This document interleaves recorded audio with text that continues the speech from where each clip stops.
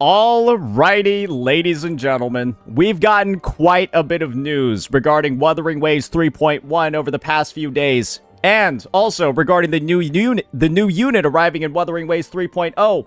And I thought that now would be an awesome time, knowing that there's a bunch of hype out there for this character, and a bunch of hype out there with this character with a lot of people, especially after reading an outro skill like this. Resonators in the team gain 25% all damage amplification for Mornye. A lot of people thinking that this character is going to be the next Shorekeeper. And what I wanted to do was go ahead and review the multiple banners that we're going to have coming up in the second half of version 3.0 and talk about, well, the potential mistakes that I feel like a lot of players are going to make in the pursuit of certain other units. So let's just break this all down by talking about these three individual characters separately. The two characters that are going to be rerunning in version 3.0 second half are going to be Augusta and Yuno. And when it comes to Augusta and Yuno, it is safe to say that these two are some of the most powerful characters that are in the game. And naturally, they're going to be units that are really hard to miss out on if you don't have them already. And the reason why I'm going to say that and make that take is very simple. These characters, the Augustas, the Yunos, they have a guaranteed level of success that we've already seen in the game. And they have proven to be two of the strongest units that are able to lead their own teams. And of course, when they're combined, they create one of the strongest teams ever. She has her own main DPS capability. And if you're actually somebody that pulled Linnea, she's one of the best main DPSs that a Linnea can actually use. And then when it comes to Augusta, you have the amazing ability to be a free-to-play demon, just working alongside a Mornye, or of course, any other heavy attack buffer, and still getting awesome results. But the thing is, people might get distracted if they don't have these units, and they might get distracted by what lies ahead. You've got Mornye, who has incredible synergy with 3.x units, and then you've also got Aemeath, who's coming in with probably the best animations we've seen in the space, and that's going to be enough of a reason to pull her alone. But the thing is, guys, it might not be as good as you thought, and it heavily depends on the units that you've already pulled when it comes to the value of Mornye specifically. Mornye at a baseline has a couple of issues when it comes to her actual performance in most teams in the game. Mornye doesn't actually have a lot of buffs at a baseline. If you look throughout her entire kit and you look at where all of her damage bonuses actually are, she's only got two built in. That first one is her 25% all damage amp on her outro skill, and then her second one is literally conditional. Her second buff is based off of whether or not you are able to inflict Tune Rupture or Tune Strained on the enemies. And if you cannot do that, you do not gain access to her 40% damage buff to every character on the team. So what this means is that Mornye, in her full supportive ability, is able to provide these things. First, Mornye is going to have her new Sonata set, right? Halo of Starry Radiance. And what this thing does is it provides 25% attack to teammates. It's functionally the same as Rejuvenating Glow with the Fallacy of No Return Echo. So Mornye's total buffs are 25% attack and 25% all damage amp. Shorekeeper, who is the character that Mornye is being compared to, does these things. Shorekeeper provides 25% attack with Rejuvenating Glow and the Fallacy, so we're matching there. 15% all damage amplification, so 10% less than Mornye. But Shorekeeper also has the nice, incredible bonus of providing 12.5% crit rate and 25% critical damage. At a baseline, this is what the comparison's looking like. And I'm going to pull out MS Paint for this one, just to really make it clear what we're working with here. So this is going to be SK, right? This is going to be Mornye. Damn, I got some fucking incredible penmanship, right? SK is going to be 12.5% CR, 25 CD versus 10% damage amp. That is the comparison between the two. 12.5% crit rate, 25% crit damage versus 10% damage amp. One of these is bigger than the other. It is this one. That is the one that's better in 99% of circumstances.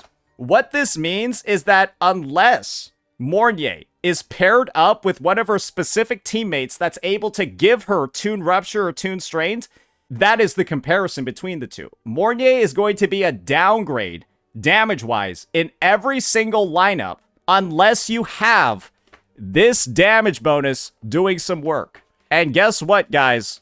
The only way to get this damage bonus is to have Lene on the team. That is currently it. So you're probably seeing what's going on over here. Mornye is literally worse in every single team comp unless you have another limited character in Lene. And so unless you have Lene, you're not going to get a huge amount of value out of Mornye. You'll get a worse version of Shorekeeper for all of your teams, and potentially Mornye could be a little bit worse than Verena, depending on what the stats of your characters actually are, because 10% damage amp is not that much, especially compared to the fact that Verena gives a built-in 20% attack boost in her kit. So now it's 20% attack versus 10% amp. And that is also a similar conversation value-wise. Just letting you all know. 10% amp is not that much to go from 15 to 25. However, there is a caveat to Mornye. If you don't have Lene, Mornye can still be a valuable pick. And that is under the circumstance that you actually have Lupa. Because Mornye being fusion allows her to perfectly interact with Lupa's amazing fusion buffs that are on her pack hunt with 18% attack, 20% fusion damage. Then, of course, her 15% fusion resistance ignore that she has built in. And then even her signature 2 that gives a 24% to the entire team. Mornye is one of the biggest enablers of Lupa's best team comps. And so, Lupa suddenly becomes a very powerful reason for you to pull Mornye as well. But this is the thing, guys. That essentially makes it so that if you don't have Lene or Lupa, there's kind of no reason to pull this unit, at least in the present state. And some people might be thinking, oh, surely Mornye is the best in slot support for Aemeath. We don't know that yet. But you want to know what we will know? We will know Aemeath's kit and how she works prior to Mornye's banner leaving. Because guess whose information we've already looked at? Mornye's. And guess who's on banner right now? Lene, with about 4 days left. So you should have a decent amount of time to be able to judge whether or not you even need Mornye in the first place if you want to use her with this unit. But this is where stuff starts getting a little bit tricky. Because this is all speculation. The performance of this unit, we can pretty much tell what her restrictions are going to be. She's going to be really good in the 3.1 teams where she can access this, and a little bit mid if she can't get the bonuses, right, from either a Lupa or a Lene. She can be all right, not that great. We already know that. We got no idea how these two are going to interact with each other. We don't even know how this one is going to work. And that's a lot of uncertainty. That's a lot to hinge on. There's 3 teams, 3 characters in a team in Wuthering Waves. Who's her ideal second slot? Who's her ideal third slot? We don't know yet, but we know all that information for these characters. We know all of that for Augusta and Yuno. And the fact of the matter is that these 2 characters are some of the strongest ones in the game that remain to be the most consistent performers that most people have on their roster. There are a lot of people who, clear the end game, clear all the content, have all this fun, and are able to achieve all of this stuff because they pulled units like these.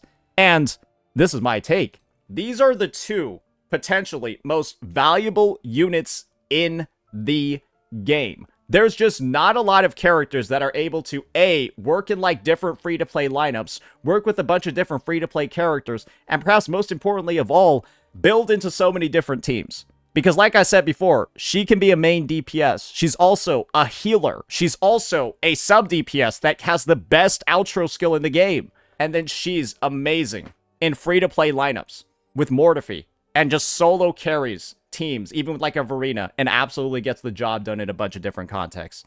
And the best part about these units is that you get rewarded as well for playing Augusta and Yuno if you're somebody that's a day 1. I'm somebody that pulled Yuno's signature because I wanted it. You don't need it if you have Zhangli Yao's. They're functionally almost the same fucking thing. And in a similar vein, you don't need Augusta's Sig if you already have Gion's, because they're functionally almost the same fucking thing. And so the value of these 2 If you have any of these signatures, Verdant Summit or Zhang Liao's weapon, these guys are basically just free 5 stars with signatures then. They're like literally less than 5 to 10% worse than their actual sigs, those options. And so the end result is, guys, I haven't seen a single person ever say that they regret pulling Yuno. I have not seen that comment typed out anywhere in any circumstance, because I don't think that I don't think there's any room for regret when it comes to her design and what she actually does in game. I don't see anyone talking about regretting pulling this character either, because she gets what she needs done and does it with very low investment. You want to know who I've seen people regret pulling? Because she's got one team in the game, and you can't play her outside of that. And she's glued to Kartithia. And if you don't play her with Kartithia, you can't really do anything. Same reasoning over here, except the team also just performs badly too with Phoebe. And you want to know what the state is of this unit? You want to know why people don't like this character? Because she has one team where she's exceptional, and then she's a downgrade to Shorekeeper and Verena in every other lineup. And you want to know what the truth is about this character? She's a rerun pull, because she only had one team on release, and she still doesn't have a second team yet. So you pull her on a rerun so she doesn't just sit there being useless on your fucking account. You want to know who else is going to launch with only 1 or 2 teams? This unit. She's going to launch with one Toon team, with Lene.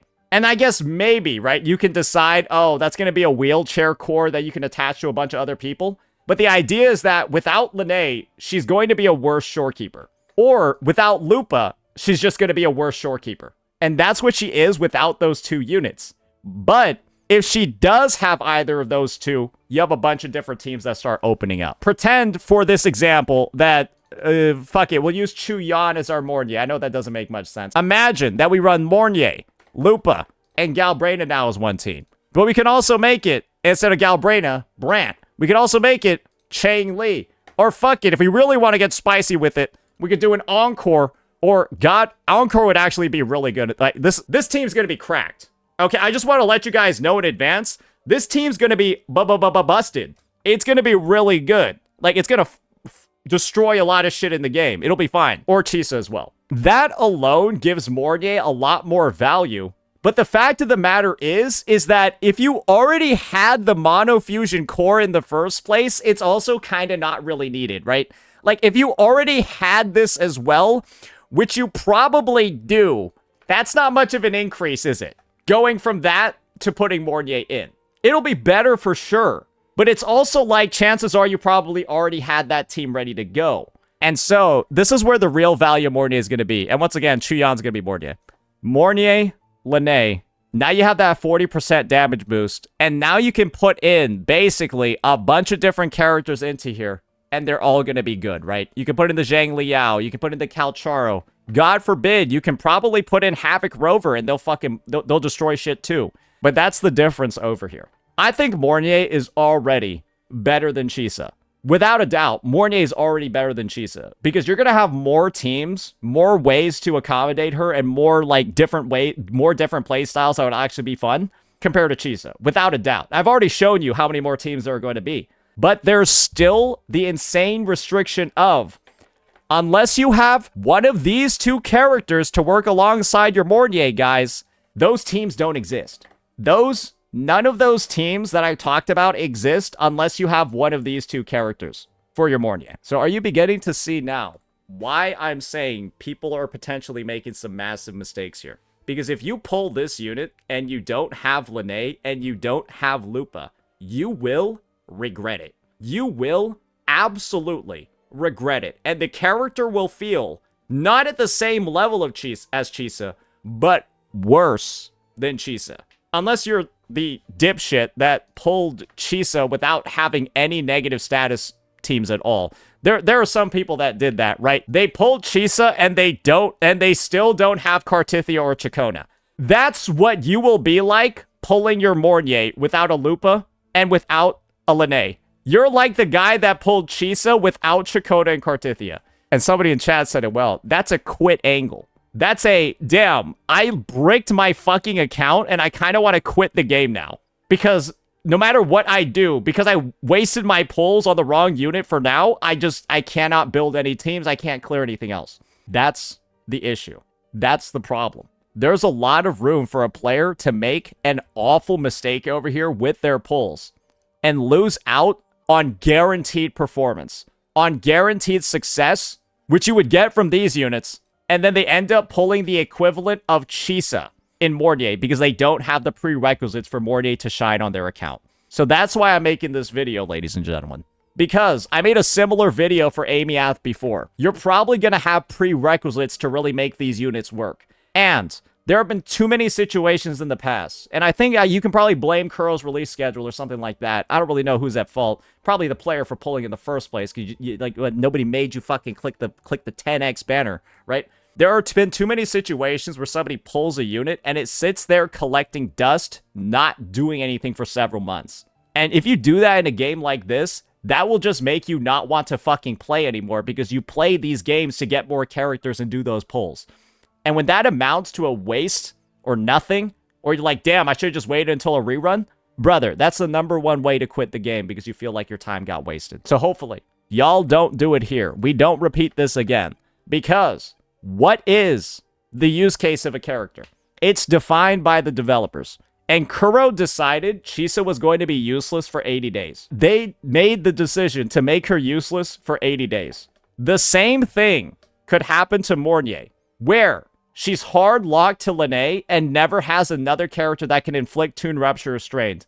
And so essentially, if you don't have Lene, this character is like never going to reach her full potential. And Lene's the only person that does it. Because Lene's the only unit that can inflict Toon Rupture or Toon Strained in the game. And we don't know when the next unit that can inflict it is coming. We got no idea when the next unit that can inflict it is coming. Maybe it'll be Rover. Maybe it'll be the new version Rover. Arrow Rover is getting S6 soon. But what is that? It's entirely speculation. It's entirely unknown based off of future development. And we've already gotten fucked in the ass before in very recent memory, thinking that Kuro wasn't going to do something mad retarded when it came to their release schedule. But then they released version 3.0, and there are no new negative status characters, so she's useless for another 45 days. You want to know what kind of really screws with me when it comes to this release schedule? The fact that we got 2 niche supports in a row. This is a niche negative status support. This is a niche fusion and Toon Break support. We have gotten 2 niche supports in a row that require specific teammates to not just be worse than Shorekeeper. I don't think Mornye needed to release this patch. I think Mornye would have been probably better as like 3.3 or 3.2. I don't know why she's here. She doesn't even have many teams to work it. Like, Lene's already fine. Lene didn't need the additional support. Like, I don't, it doesn't make much sense to me, right? Pretty Predatory. It's not even Predatory because she's fucking kind of she's kind of trash. She's kind of not good. Outside of like teams with like 1 or 2 characters, she's kind of just not good. She's like Chisa. It's hard to get value out of her. The last thing that I'll say is, this is also the biggest bait in the patch. Do not pull this fucking thing. Do not pull Mornye's weapon. Discord is so much better, it's insane. I'll just show you the effect of it. It basically gives you a defense boost, which is how Mornye increases her healing. The same concerto boosting effect as Discord, and then 20% crit damage. That's not enough stats to be worth 80 pulls. It's not. It's a very, very, very small boost. 20% crit damage is like insanely bad compared to a lot of other buffs that you can get in the game. And Discord, it can be free. And Discord also at R5 doubles the amount of concerto energy generation that you actually get from the weapon skill. So it'll make you rotate faster as well. Let me just be upfront and saying, do not pull this thing unless you're trying to min-max and you really want the highest damage possible in your 3.x teams. Otherwise, do not, or 3.x or Lupa teams. Otherwise, do not go for this one. It is actually not worth it. And how do you get it for free? Get lucky on the banners. There is another competitive case though. If you are somebody that wants to pull Augusta or Yuno's weapon, now is the perfect time to do it. Because oddly enough, if you're somebody that wants to pull everything in the 3.0 second half, it's a good time to spend too. Let's assume that you want Mornye and Augusta and Yuno and their weapons. You're just pulling everything this patch. Well, great. As you're pulling Augusta and Yuno's weapons, because they're on the same 4-star banner, you will get copies of Discord.